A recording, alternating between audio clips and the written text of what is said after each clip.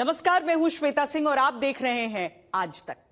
2025 जा रहा है, 21वीं सदी एक चौथाई बीत गई है। दुनिया युद्ध से आई अशांति, आर्थिक चुनौतियों की उथल पुथल, सत्ता के लिए संघर्ष, सेना के दम पर तख्ता पलट, मेरी मर्जी मेरी ताकत और जेन जी के हाथों सरकार के पतन का गवाह बनी। भारत इकलौता देश है जिसने 2025 में युद्ध भी जीता, आर्थिक मोर्चे पर डगमगाती वैश्विक अर्थव्यवस्था में भी अपनी गति को विस्तार दिया, सैन्य ताकत को मजबूत किया और भविष्य के भारत का लक्ष्य तय किया। 2025 में सिर्फ भारत वो देश रहा जो मेरी मर्जी वाले सुपर पावर के आगे झुका नहीं, जिसने डंके की चोट पर विश्व के सबसे बड़े युद्ध को लेकर कहा कि भारत तटस्थ नहीं, सीधे शांति का पक्षधर है। जहां के जेन जी किसी विरोध विद्रोह के वाहक नहीं बल्कि विकास के सारथी बन रहे हैं। 2025 में जब कई देशों की गठबंधन सरकार को भी लोकप्रियता के सूचकांक पर गिरकर सत्ता से बेदखल होना पड़ा, तब भारत की चुनावी राजनीति में भी सिक्का जमा रहा। इन सब की केवल एक वजह है, नेता, नीति और नियत। नेता है नरेंद्र मोदी, नीति है राष्ट्र नीति और नियत है भारत प्रथम। इसीलिए लगातार 11वें साल मोदी हैं मैन ऑफ द ईयर।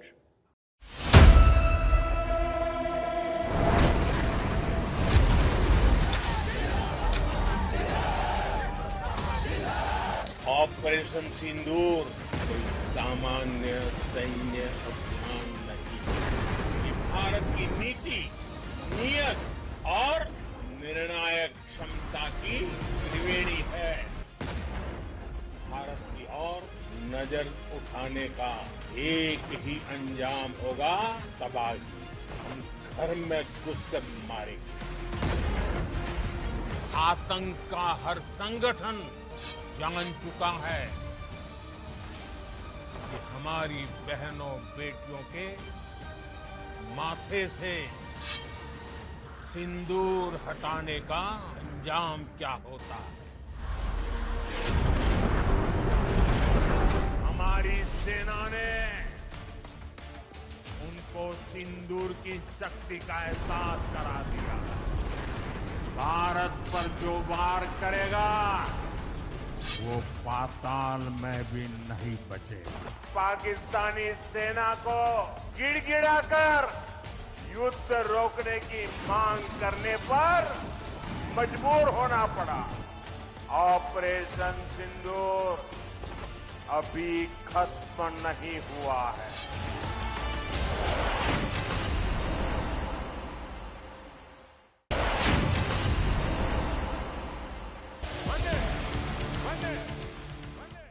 साल 2025 इतिहास के पन्नों में उस कालखंड के रूप में दर्ज रहेगा जब भारत ने रक्षात्मक होने की पुरानी सोच का विसर्जन कर दिया, आक्रामक सुरक्षा को अपनाने वाला आचमन किया। 3, 2, 1, नाउ।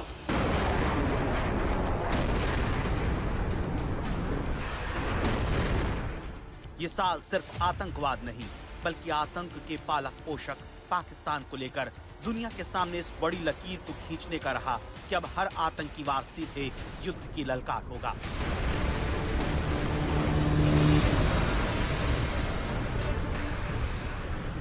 वो दौर खत्म हो चुका है जब परमाणु बम की गीदड़ भभकियां चलेंगी। अब भारत तय करेगा कहां तक घर में घुसकर मारेंगे, कितना मारेंगे और कब तक मारेंगे।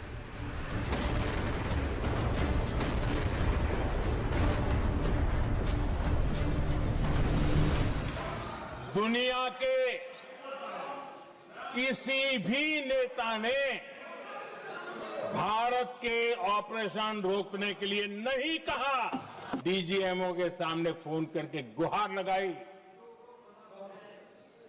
बस करो, बहुत मारा, अब ज्यादा मार झेलने की ताकत नहीं है, प्लीज हमला रोक दो। ये पाकिस्तान के डीजीएमओ का फोन था।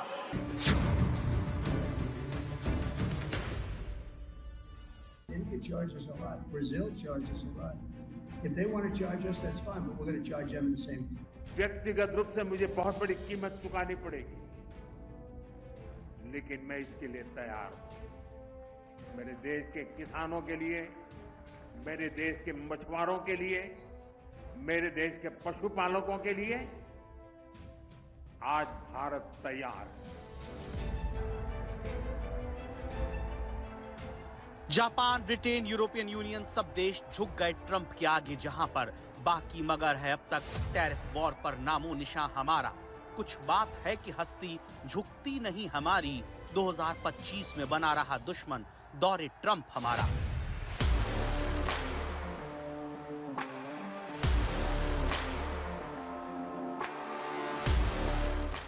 आश्चर्यचकित तो पूरी दुनिया है कि रूस से तेल लेने पर 25% जबरिया टैरिफ समेत कुल 50% वाले टैरिफ हमले पर भी भारत झुका नहीं, क्योंकि प्रधानमंत्री नरेंद्र मोदी ने तय किया कि देश के हित से समझौता नहीं होगा, और इसी से तय हुआ कि Narendra Modi man of the year हैं।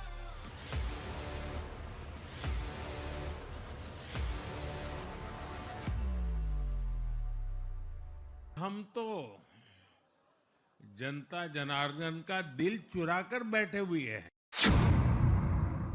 मोदी, मोदी, मोदी। विपक्ष कहता रहा कि वोट चोरी हो रही है। वोटर दिल्ली से बिहार तक बीजेपी पर चुनाव में दिल लुटाए रहे। 2025 की चुनावी आंधियों में वो गर्दा नरेंद्र मोदी ने उड़ाया, जहां विपक्ष चित है, चुनावी पंडित चकित। पहले दिल्ली को 27 साल बाद जीत कर इतिहास रचा, फिर बिहार में लगातार 20 साल बाद भी नीतीश कुमार के चेहरे पर चुनाव लड़कर ऐसा जितवाया कि बीजेपी ने स्ट्राइक रेट के मामले में सबको धुआं धुआं कर दिया। नरेंद्र मोदी इसीलिए 2025 में मैन ऑफ द ईयर है। हमारे जितने विधायक चुने गए हैं, कांग्रेस पिछले 6 चुनाव में 6 चुनाव में उतने विधायक जीत नहीं पाई।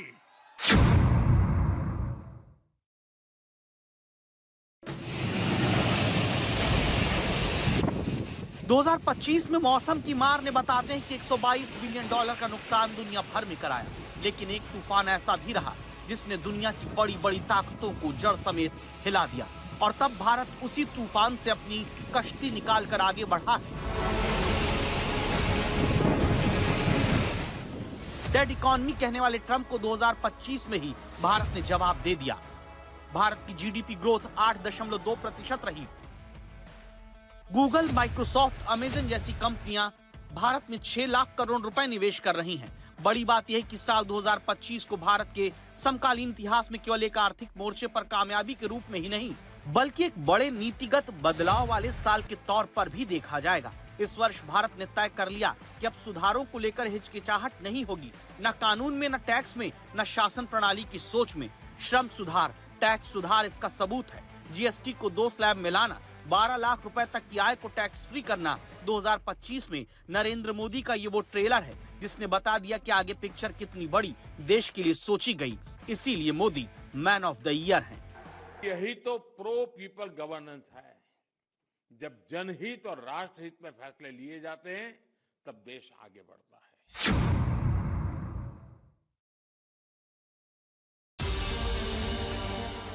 2025 में प्रधानमंत्री नरेंद्र मोदी कार डिप्लोमेसी के धुरंधर बनकर पूरी दुनिया के सामने उभरे हैं। जहां पारंपरिक राजनयिक रस्मों से अलग 2 देशों के बीच रिश्ते और आपसी विश्वास का जन्म होता दिखा है। रूस के राष्ट्रपति पुतिन से लेकर जॉर्डन में क्राउन प्रिंस तक सीधे संवाद और आत्मीयता की नई कूटनीति को स्पीड देने की वजह से भी Narendra Modi man of the year बने हैं। प्रधानमंत्री मोदी ने देश के लिए बहुत चुनौतीपूर्ण कार्य निर्धारित किए। सबसे पहले अपने समक्ष, फिर प्रशासन के लिए और अंततः राष्ट्र के लिए। प्रधानमंत्री मोदी सरकार और देश के सामने कई लक्ष्य रख चुके हैं। मेक इन इंडिया प्रोजेक्ट इस दिशा में एक बेहतरीन उदाहरण है।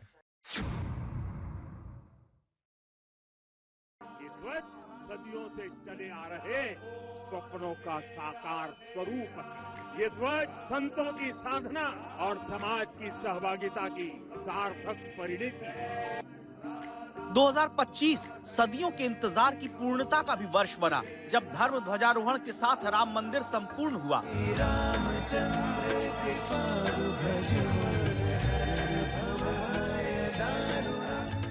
2025 की शुरुआत युद्ध महाकुंभ से हुई, जहां 66 करोड़ से ज्यादा लोगों की डुबकी ने दुनिया में किसी भी धर्म की मान्यताओं से जुड़ा नया कीर्तिमान स्थापित किया।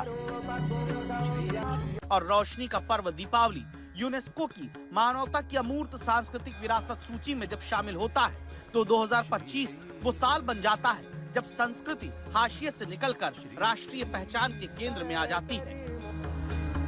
2025 वो साल रहा है जहां दुनिया के कई देशों में राजनीतिक बवंडर तमाम सत्ताधारियों को उड़ा ले गए। तमाम देशों में कहीं चुनाव ने इतिहास बदल दिया, तो कहीं जनता के गुस्से ने सत्ताधारियों को कुर्सी छोड़ने पर मजबूर कर दिया। पड़ोस से लेकर यूरोप के देशों तक जब सरकारें अपना कार्यकाल पूरा किए बिना ही गिर गईं, तो भारत के भीतर हुए 2 राज्यों के चुनाव में ऐतिहासिक जीत के साथ बीजेपी ने बता दिया कि 2024 में भले 400 पार का नारा पूरा नहीं हो पाया, लेकिन जनता के बीच लोकप्रियता में ब्रांड मोदी का नाम और नारा बहुत ऊपर है। 27 साल बाद बीजेपी को वापस दिल्ली दिलाना हो या फिर बिहार में पहली बार बीजेपी को नंबर 1 पार्टी बनवाना हो, Modi man of the year साबित हुए।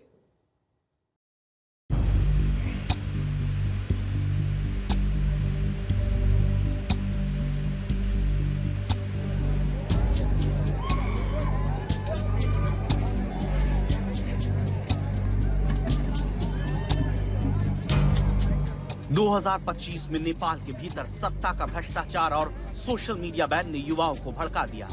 जेन जी का प्रदर्शन इतना बढ़ता है, प्रधानमंत्री केपी शर्मा ओली को इस्तीफा देना पड़ता है। राष्ट्रपति भवन में आग लगा दी गई, कई नेताओं को भीड़ ने घेर लिया। सीधा सत्ता परिवर्तन नेपाल में हुआ। 2025 में ही जर्मनी में 4 साल पुरानी ओलाफ शोल्ज के नेतृत्व वाली गठबंधन की सरकार आंतरिक मतभेदों के चलते अपना बहुमत खो देती है। शोल्ज को इस्तीफा देना पड़ता है। 2025 में ही पुर्तगाल में सरकार गिर जाती है। संसद में विश्वास मत हारने के बाद लुइस मोंटेनेग्रो को इस्तीफा देना पड़ता है। 2025 ही वो साल है जब जापान में भी चुनाव में बहुमत न मिलने पर प्रधानमंत्री शिगेरू इशिबा ने हार की जिम्मेदारी लेकर इस्तीफा दे दिया।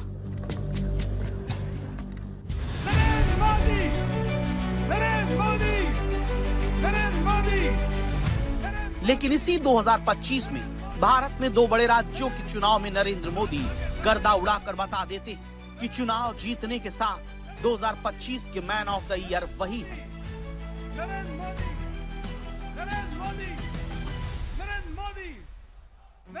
ये प्रचंड जीत, ये अटूट विश्वास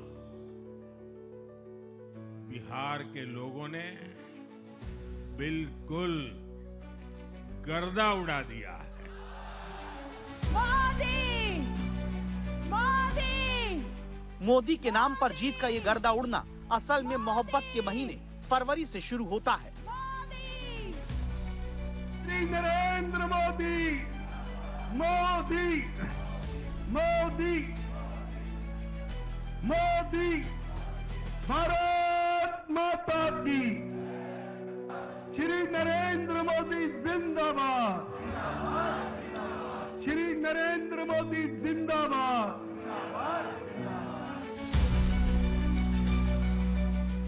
जिस दिल्ली को 2-2 बार देश जीतकर भी नहीं जीत पा रहे थे, उस दिल्ली ने 2025 में तब बीजेपी को ऐतिहासिक विजय दे दी। अराजकता, अहंकार और दिल्ली पर छाई आपदा की हार हुई। जिस दिल्ली में नरेंद्र मोदी के 2014 में धूम धड़ाके के साथ आने के बाद 1 साल के भीतर ही अरविंद केजरीवाल ने बीजेपी को केवल 3 सीट पर समेट दिया था, वहीं पर 2025 में मोदी की विजय लहर के आगे अरविंद केजरीवाल की सीटें हाफ और राहुल गांधी की पार्टी की सीटें तीसरी बार पूरी तरह साफ हो गईं।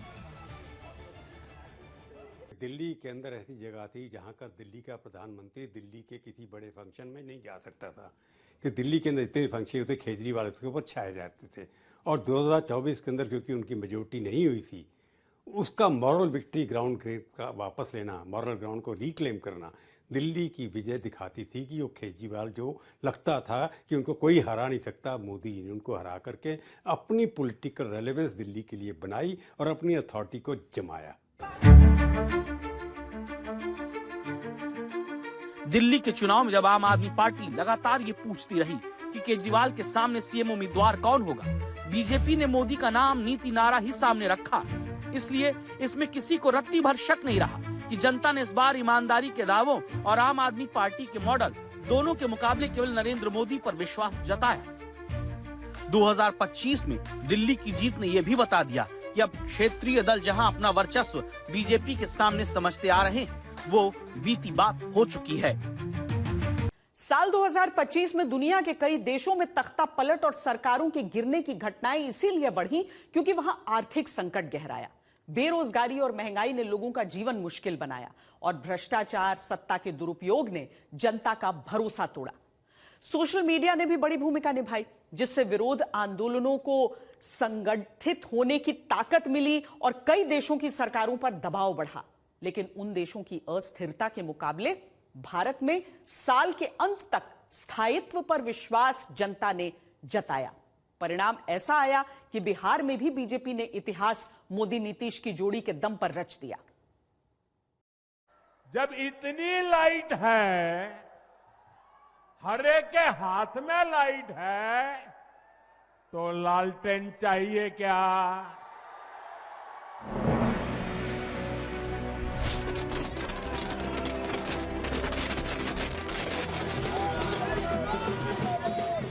2025 वो साल रहा जहां लोकतंत्र की जननी कहे जाने वाले बिहार की जमीन पर हुए चुनाव में नरेंद्र मोदी के नाम और नीतीश कुमार के साथ गठबंधन वाले काम का जादू इस कदर चला, विपक्ष यानी राहुल गांधी तेजस्वी यादव की जोड़ी को सबसे बड़ी हार का सामना करना पड़ा। ये प्रचंड जीत, ये अटूट विश्वास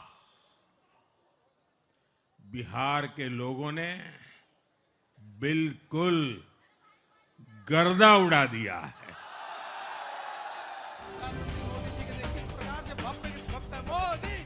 नवंबर के महीने में नेहरू जयंती के दिन बीजेपी हेडक्वार्टर पर गमछा लहराते प्रधानमंत्री का यह अंदाज इस साल का सबसे बड़ा चुनावी गेम चेंजर स्टेप बन चुका है। बिहार ने 2010 के बाद का सबसे बड़ा जनादेश एनडीए को दिया है। सबसे बड़ा जनादेश बिहार ने इस साल दिया है, तो ये केवल कहने की बात नहीं। राहुल गांधी वोट चोरी का सबसे बड़ा मुद्दा लेकर उतरे, बुरी तरह हार का सामना करना पड़ा। तेजस्वी यादव तो केवल एक सीट के अंतर से किसी तरह नेता विपक्ष की कुर्सी पाने लायक जीत जुटा पाए। नरेंद्र मोदी की अगुवाई में बिहार के इतिहास में पहली बार बीजेपी नंबर 1 पार्टी बनी। विपक्ष से 6 गुना ज्यादा स्ट्राइक रेट एनडीए का रहा। विपक्षी महागठबंधन से 2 गुना से भी कहीं और ज्यादा सीट अकेले बीजेपी ने हासिल की। बीजेपी को सबसे बड़ी पार्टी बनाना एक उद्देश्य था और अपनी क्रेडिबिलिटी की मोदी 15 साल, अभी 11 साल के बाद भी अभी भी वो वोट कैचर हैं, उनके नाम से वोट मिलते हैं। तो बिहार का जीतना जरूरी था और अपोजिशन को जो यूनाइटेड हो रही थी इंडिया अलायंस को, उनको ख़त्म करना, उनकी क्रेडिबिलिटी को ख़त्म करना कि इंडिया अलायंस मेरे खिलाफ कुछ भी नहीं कर सकता।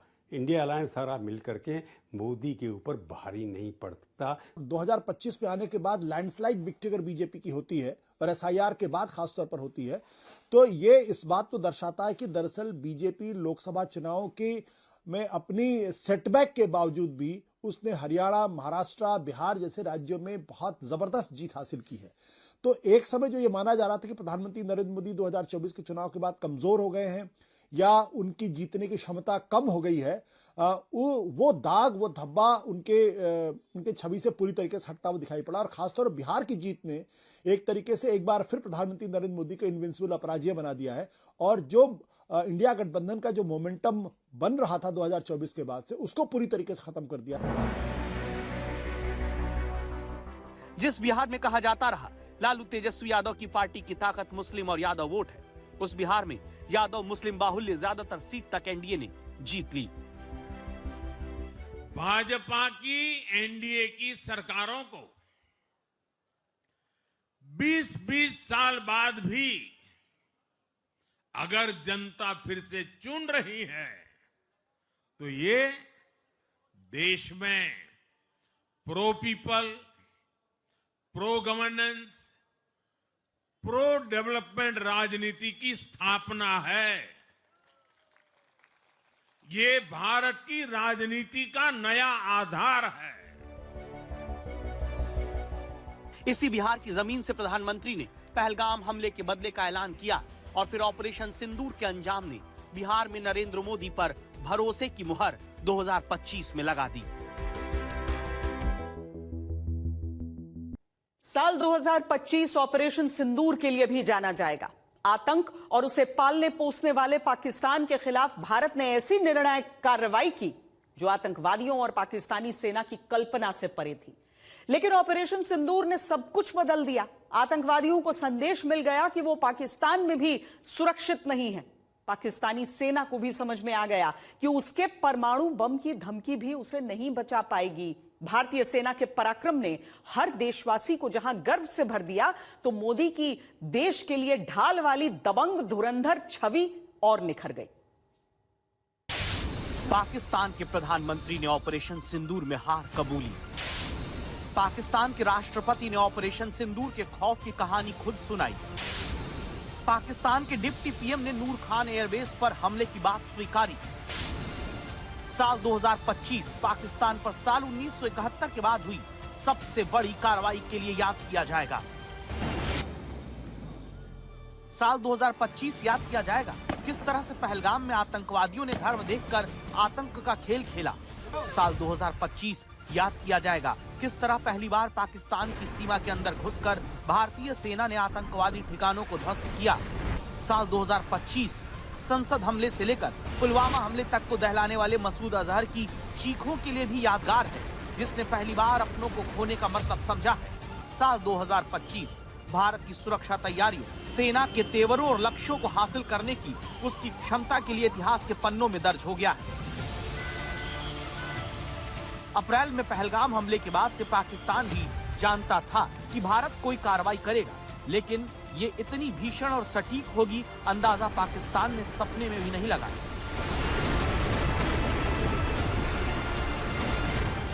ऑपरेशन सिंदूर में पहली बार दुनिया ने देखा कि भारत कितने कम वक्त में कितनी बड़ी कार्रवाई कर सकता है। सबसे बड़ी मिसाल पाकिस्तान का नूर खान एयरबेस रहा, जिस पर हमले के बाद खुद पाकिस्तान ने मानी। इशाक डार ने बताया कि भारत ने 80 ड्रोन भेजे, जिससे कई सैनिक घायल हो गए और सैन्य ठिकानों को नुकसान पहुंचा।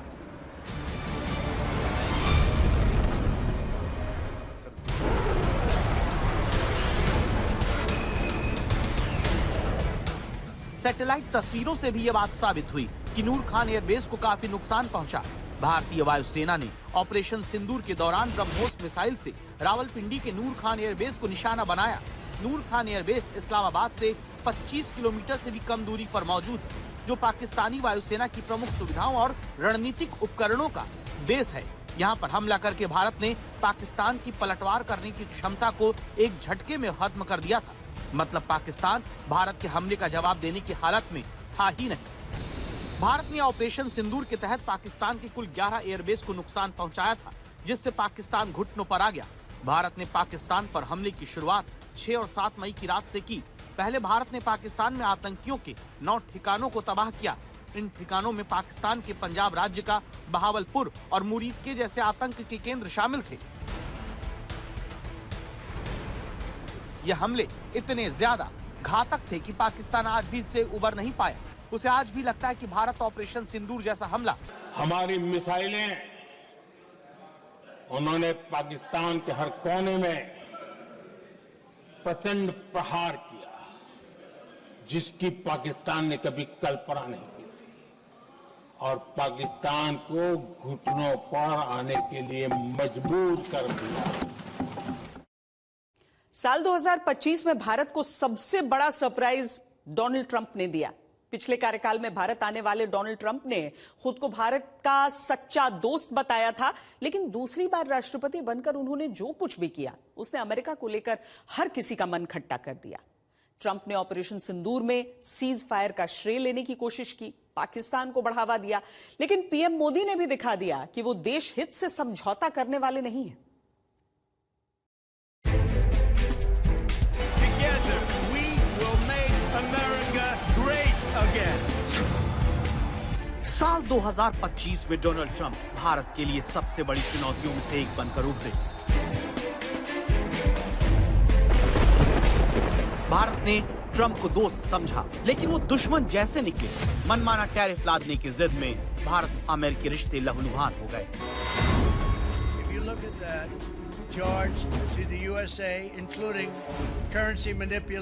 भारत को चिढ़ाने के लिए ट्रंप ने जिस तरह पहलगाम हमला उकसाने वाले आसिम मुनीर को गले लगाया, पाकिस्तान की झूठ को ताकत दी।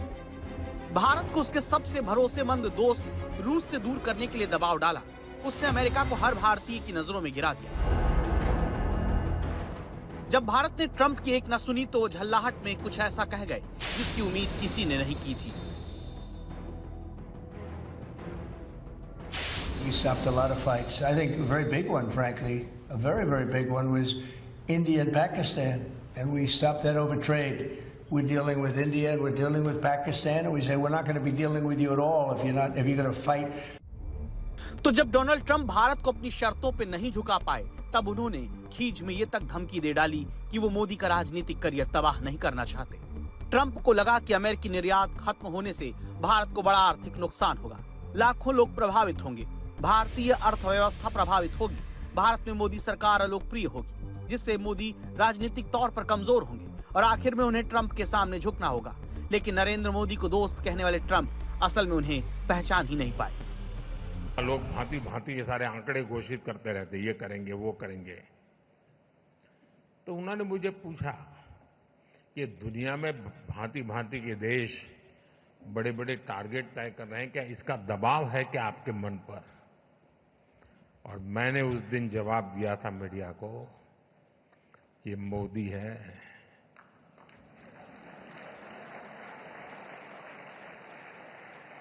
यहां किसी का दबाव नहीं चलता है।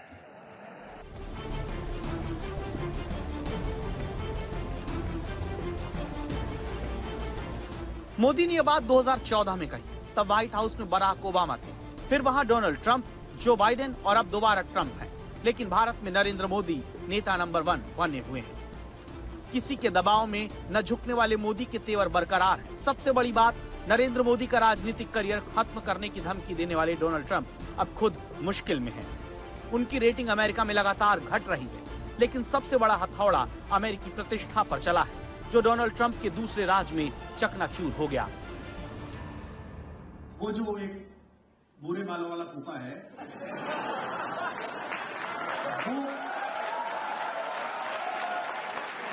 वो क्यों चिंतित है, वो क्यों परेशान, उसने हद कर रखी है। तो दिन में 3 ट्वीट हमारे प्रधानमंत्री को करता है। बस अब वो यही कहने वाला है कि अगर तुमने मेरी नहीं मानी तो मैं नस काट लूंगा। इतिहास में शायद ऐसा पहली बार हो रहा है जब अमेरिका के राष्ट्रपति मजाक बन गए हैं। उनकी बात पर कोई भरोसा नहीं करता, भले ही वो कितनी बार और कितनी जोर से भी कोई दावा करें।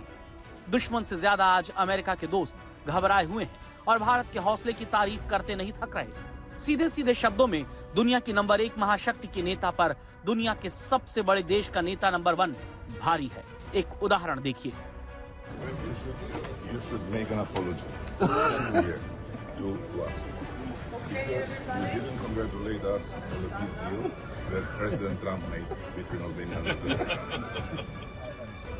अल्बानिया के राष्ट्रपति एडी रामा ने वर्ल्ड मैप और जियोग्राफी को लेकर ट्रंप की समझ पर चुटकुला सुनाया, जिस पर फ्रांस के राष्ट्रपति और अजरबैजान के नेता हंस पड़े।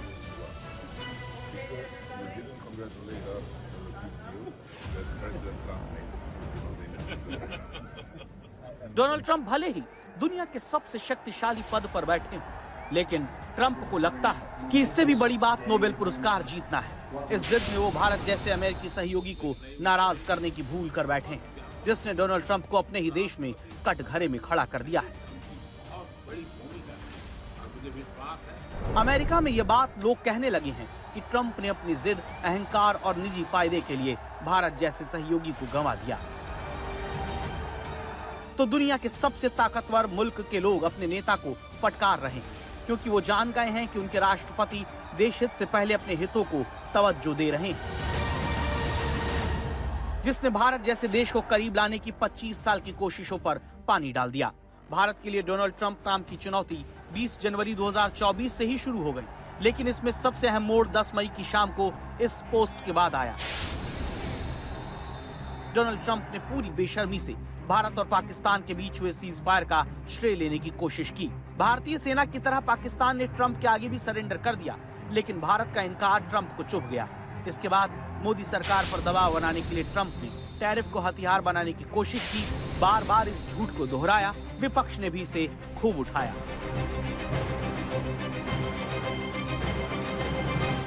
Two smart people, two very smart people decided not to keep going with that war. That could have been a nuclear war. Those are two nuclear powers, big ones, big nuclear powers, and they decided not. So I was honored to meet him.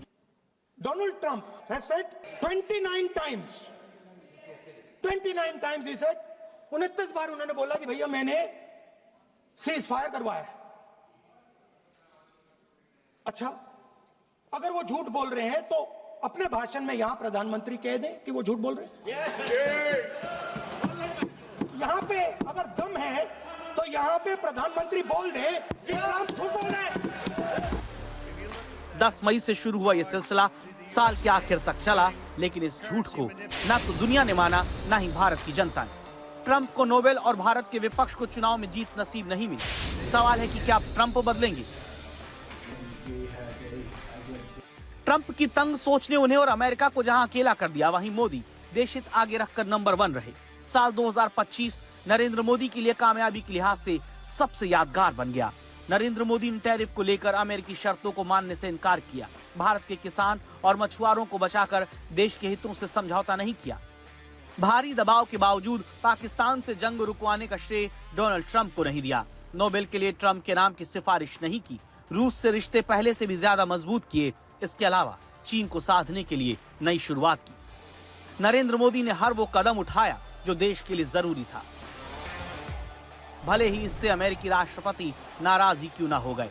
आज भी Bharat America से अपनी शर्तों पर trade deal की बातचीत कर रहा है। यही वो बात है जिसने साल 2025 में तमाम चुनौतियों के बावजूद मोदी को देश का नेता नंबर 1 फिर से साबित कर दिया है।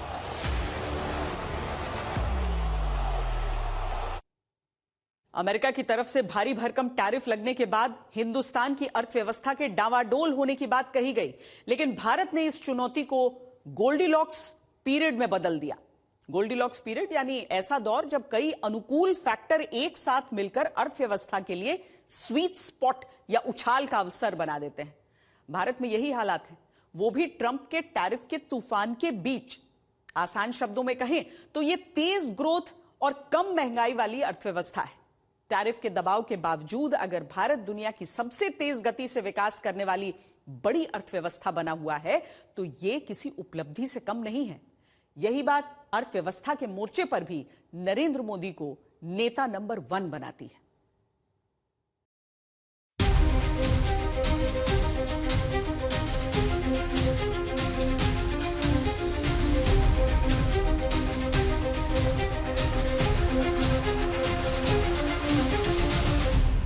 इस साल सरकार ने 12 लाख रुपए तक की इनकम को टैक्स फ्री करके एक उपहार दिया। 2025 की शुरुआत में जब मोदी सरकार ने भारत के मिडिल क्लास को इनकम टैक्स में 12 लाख की छूट देकर चौंकाया, तब कोई नहीं जानता था कि ये सिर्फ शुरुआत है। कम महंगाई, सस्ते कर्ज और सबसे बड़ी जीएसटी में छूट का उपहार तो अभी बाकी है। साल 2025 में नरेंद्र मोदी ने जनता पर राहत की ऐसी बारिश की जिसने उन्हें तीसरी बार सरकार चलाने के बावजूद लोकप्रियता के नए शिखर पर पहुंचा दिया। भरोसे ने कुछ ऐसा कमाल दिखाया कि 2025 खत्म होते होते भारत जापान को पिछाड़ते हुए चौथी सबसे बड़ी अर्थव्यवस्था बन गया। लेकिन जनता को ताबड़तोड़ राहत मिलने का श्रेय अमेरिका के सबसे विवादित और अप्रत्याशित राष्ट्रपति डोनाल्ड ट्रंप को भी जाता है, जिन्होंने भारत और उसके नंबर 1 नेता को आंकने में गलती कर दी। 30 जुलाई को डोनाल्ड ट्रंप ने सबसे पहले भारतीय आयात पर 25% टैरिफ का बम फोड़ा। इसके तुरंत बाद 6 अगस्त को इसमें 25% और जोड़कर इसे 50% पर पहुंचा दिया, इस उम्मीद में कि बाकी देशों की तरह 146 करोड़ की आबादी वाला सबसे बड़ा लोकतांत्रिक देश भी उनके सामने मिन्नतें करेगा। ट्रंप यहीं चूक गए। भारत ने आपदा को अवसर में बदलकर खेल ही पलट दिया। आज जब वैश्विक परिस्थितियों में आर्थिक स्वार्थ दिनों दिन बढ़ रहा है, तब समय की मांग है कि हम उन संकटों के रोते बैठने की जरूरत नहीं है, हिम्मत के साथ हम अपनी लकीर को लंबी करें। और मैं 25 साल के शासन के अनुभव से कह सकता हूं, अगर ये रास्ता हमने चुन लिया, हर किसी ने चुन लिया, तो फिर कोई स्वार्थ हमें अपनी चंगुल में नहीं फंसा सकता है। लगातार 25 सालों से सरकार चला रहे नरेंद्र मोदी ने ट्रंप की चुनौती को स्वीकार किया और 50% अमेरिकी टैरिफ के फंदे से बचने के लिए रिफॉर्म की रफ्तार बढ़ा दी। भारत ने अमेरिकी निर्यात में लगने वाले झटके को सहने के लिए घरेलू खपत को ढाल बना लिया। जीएसटी में छूट सबसे बड़ा ट्रंप कार्ड साबित हुआ। 22 सितंबर को सूर्योदय के साथ ही नेक्स्ट जनरेशन जीएसटी रिफॉर्म्स लागू हो जाएंगे। त्योहारों के इस मौसम में सबका मुंह मीठा होगा। देश के हर परिवार की खुशियां बढ़ेगी। मोदी सरकार का ये तीर निशाने पर लगा। कई साल के वेतन ठहराव और कोविड में सतर्कता से खर्च करने वाले आम आदमी को यह फैसला रास आया, जिसके नतीजे देश के लिए बहुत मीठे साबित हुए। वित्त वर्ष 2025-26 की दूसरी तिमाही में जीडीपी ग्रोथ 8.2% रही, जिसने रिजर्व बैंक ऑफ इंडिया के अनुमानों को पूरे 1% से पीछे छोड़ा। इकोनॉमी को दूसरा शुभ संकेत सड़कों पर दिखा। सितंबर से शुरू हुए त्योहारी सीजन ने दबी मांग को बाहर निकाला। 42 दिन के इस दौर में ऑटो बिक्री अलग अलग सेगमेंट में 22 से 23% बढ़ गई। सबसे महत्वपूर्ण बात, त्योहारी सीजन की जबरदस्त खपत सितंबर के आखिर में शुरू हुई। सो वित्त वर्ष 2026 की तीसरी तिमाही के आंकड़ों में इस असाधारण मांग का असर देखने को मिला। मतलब आगे भी इकोनॉमी की रफ्तार ट्रंप के रोड़े अटकाने के बावजूद तेज रह सकती है। 2025 का जो वर्ष रहा है वो भारत की अर्थव्यवस्था के लिए बहुत बढ़िया वर्ष रहा है और सरकार ने ट्रंप टैरिफ्स और जो ट्रेड डील का मसौदा हो ना हो, इसको एक प्रकार से मुझे लगता है साइड में रख के अपनी आवश्यकताओं के अनुसार, और मैं कहूंगा कि प्रधानमंत्री नरेंद्र मोदी के कार्यकाल में अभी तीसरे टर्म में 2025 एकदम से एक बहुत बड़ा वर्ष माना जाएगा रिफॉर्म्स के लिए। ये रिफॉर्म्स का ईयर रहा है और वो अगर पूरी फहरिस्त पड़ी जाए, बहुत लंबा लिस्ट रहेगा, चाहे वो इनकम टैक्स हो, चाहे जीएसटी हो, चाहे ईज ऑफ डूइंग बिजनेस हो, चाहे न्यूक्लियर पावर क्षेत्र में हमने निजी कंपनियों की एंट्री हो, ड्रोन हो, डीप टेक हो, स्पेस एक्सप्लोरेशन हो। मतलब लिस्ट इतनी लंबी है जो स्टेप्स लिए गए हैं और उनका जो नतीजा 2026 में और उसके बियॉन्ड भी आना शुरू होगा। एफडीए रिसर्च कहती है साल 2024 के मुकाबले 2025 में दो पहिया वाहन 22%, तिपहिया वाहन 9%, माल ढुलाई वाहन 15%, कार 23% और ट्रैक्टर 14% ज्यादा बिके। ऑटो की तरह एफएमसीजी सेक्टर में भी बिक्री बढ़ती दिखी, जहां टेक और उपभोक्ता सामान की बिक्री में कुल वृद्धि सालाना आधार पर 62% रही। सबसे तेज बढ़त उन बड़े खर्च वाली खरीदारी में दिखी जहां बचत का ज्यादा मौका था, जैसे टीवी, फ्रिज, वॉशिंग मशीन और स्मार्टफोन। जीएसटी कम होने से अब देश के नागरिकों के लिए अपने सपने पूरे करना और आसान होगा। घर बनाना, टीवी, फ्रिज खरीदने की बात हो, स्कूटर, बाइक, कार खरीदना हो, ये सब पर अब कम खर्च करना होगा। आपके लिए घूमना फिरना भी सस्ता हो जाएगा, क्योंकि ज्यादातर होटल्स के कमरों पर भी जीएसटी कम कर दिया गया है। जीएसटी से पहले बजट में इनकम टैक्स स्लैब में भी ऐतिहासिक राहत दी गई। महंगाई कम होने से बाकी जरूरी चीजों के दाम में कमी आई, लोगों के हाथों में ज्यादा पैसा बचा, जिससे खरीदारी को लेकर माहौल सुधरा। लोगों को मिली राहत सीधे त्योहारों के समय खर्च में बदली। अब सरकार साफ तौर पर डिमांड के दम पर ग्रोथ बढ़ाकर ट्रंप को दी गई चुनौती से आगे बढ़ने के लिए तैयार है। नागरिक देवो भवः, नागरिक देवो भवः के जिस मंत्र के साथ आगे बढ़ रहे हैं, नेक्स्ट जनरेशन जीएसटी रिफॉर्म में इसकी साफ झलक दिखाई देती है।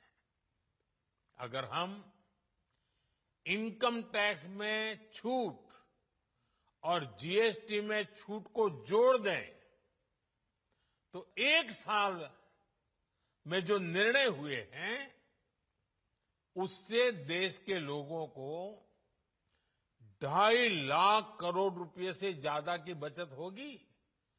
और तभी तो मैं कह रहा हूं ये बचत उत्सव है। बचत और खपत के पहियों के मजबूत होने से क्या भारतीय अर्थव्यवस्था ग्रेट इंडियन डिमांड रिबाउंड के दौर में पहुंच गई, जहां महंगाई काबू होने से खाने पीने की कीमतें स्थिर हैं, होम, ऑटो जैसे दूसरे मिडिल क्लास के कर्ज सस्ते हैं, 12 लाख तक इनकम टैक्स में छूट से लोगों के पास ज्यादा पैसे बच रहे हैं, जो बढ़ती खरीदारी में दिख भी रहा है।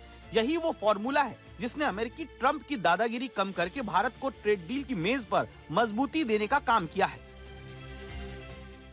ट्रंप ने जो मर्जी किया, दुनिया में उसने 50% लगा दिया। आज भारत देश पे सबसे ज्यादा टैरिफ लगे हुए हैं। चीन के सामने ट्रंप ने घुटने टेक दिए, बाकी लोगों ने जाके ट्रंप के सामने घुटने टेक दिए। आपने देखा है कि राष्ट्रीय अध्यक्षों को वो किस प्रकार से जलील किया उन्होंने अपने कमरे में बिठा के, दफ्तर में बिठा के। तो भारत ने, हमारे सिस्टम ने, सरकार ने देश की इज्जत भी रखी है। ट्रंप की वजह से जहां दुनिया के बाकी देश अपने हितों से समझौता करके पछता रहे हैं, उनके नेता घरेलू राजनीति में इसकी कीमत चुका रहे हैं। वहीं नरेंद्र मोदी दुनिया में लोकतांत्रिक देश के इकलौते नेता बन गए जो ट्रंप की लाई इस आपदा की चुनौती से निपटकर भारत को ग्रोथ का एक सुरक्षा कवच देने में जुटे हैं। अपनी जनता का नंबर 1 नेता बनने के लिए नरेंद्र मोदी ने भारत की इकोनॉमी को प्रगति में नंबर 1 बनाए रखने के लिए फॉर्मूला तैयार कर लिया है। जनता को राहत, खपत में मजबूती लाएगा, खपत बढ़ेगी तो उत्पादन बढ़ेगा, उत्पादन से नौकरियां आएंगी, नौकरियों से लोगों की आमदनी बढ़ेगी, सरकार को ज्यादा टैक्स मिलेगा, उसकी आय में इजाफे का फायदा लोगों को राहत के तौर पर वापस मिलेगा। यही सकारात्मक चक्र भारतीय अर्थव्यवस्था की रफ्तार को न सिर्फ आगे बढ़ाएगा बल्कि भविष्य में किसी भी टैरिफ, जंग और सप्लाई चेन की दिक्कतों से सुरक्षा करेगा।